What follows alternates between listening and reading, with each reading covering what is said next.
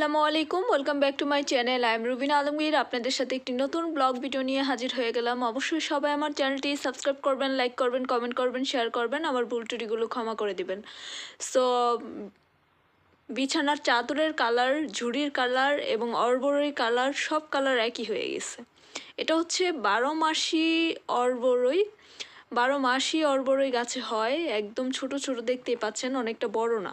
গতকালকে গাছ থেকে পেড়ে নিয়ে আসলো। এটা দুপুরবেলা আসলে শুকনো মরিচ পোড়া দিয়ে তারপর লবণ এবং একটু চিনি দিয়ে খেতে ভীষণ রকমের টেস্ট, বাট আমি রোজা থাকি, আমি তো খেতে পারবো না। কালকে দুপুরে একটু বানাবো, বানানোর পর হচ্ছে আমি আমারটা রেখে দিব, পরে খাবো ইফতারের সময় ইনশাল্লাহ, এবং ফ্যামিলি সবাই খাবে। তো আজকে বানাবো বানাবো করে বানানো হয়নি, আসলে একটু অন্য কাজ করছিলাম। সো গতকালকে মা আমাদের এক আন্টিদের গাছ থেকে পেরে নিয়ে আসছে। আমার মা একটু না বেশি আবেগপ্রবণ এবং কি খুব আবেগী, মানুষকে সহজে আপন ভাবে এবং কি এই ঝগড়া হয় কিছুক্ষণ পরে আবার গিয়ে মানুষের সাথে কথা বলে, মিশে, মানুষকে কল দেয়, যোগাযোগ করে, দেখা সাক্ষাৎ করে। কিন্তু এটা ভাবে না যে মানুষ আসলে, আমার মা যেমন, মানুষ আসলে ওরকম না।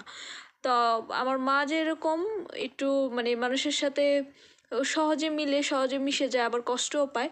সো আমি একটু এরকম না, আমি মানুষের গায়ে পড়া পছন্দ করি না, যার সাথে যতটুকু অত ন্যাকামি আমার করা দরকার নেই, এই জিনিসটা আমাকে দিয়ে হয় না। সো একদম টাটকা বড়ই দেখতেই পাচ্ছেন। ভর্তা করে খেতে এমনি মজা, তাছাড়া লবণ দিয়ে খেতেও ভালোই লাগে, বিশেষ করে দুপুরবেলা। তো কয়েকদিন আগে হচ্ছে সিরাজগঞ্জ গিয়েছি। তো সিরাজগঞ্জ যাওয়ার সময় হচ্ছে বাসের মধ্যে যে অনেক কিছু বিক্রি করে, তো এই ব্যাগটা কিন্তু একদম অযথাই নেওয়া হয়েছে। মানে ব্যাগটা না নিলেও হইতো। হঠাৎ করে মনে হলো আচ্ছা নেওয়া যায়। এটা 2 চেনওয়ালা, মানে 3টা চেন দেখতেই পাচ্ছেন, আর একটা ছিল 1 চেনওয়ালা। তো মনে হলো নেই, কিন্তু ঘরে কিন্তু প্রচুর ব্যাগ, ওয়ার্ডরোবের লম্বা যে থাক, এই থাক ভর্তি শুধু 5 ব্যাগ, ব্যবহার করা হয় না। ওই যেটা ভাল লাগে সেটাই করা হয়, আর বাকিগুলো পড়েই থাকে। তো ছোট্ট একটা হাত ব্যাগটা এমনিতে নেওয়া হয়েছে, ওই যে কয় না হুশে হুশে নেওয়া। অ্যান্ড চিনি গুঁড়া চাল এবং কি খিচুড়ির জন্য চাল আনা হয়েছে। হঠাৎ করে মনে হয়েছে পোলাও খাবো, খিচুড়ি খাবো, তো খাওয়া হইলো আলহামদুলিল্লাহ।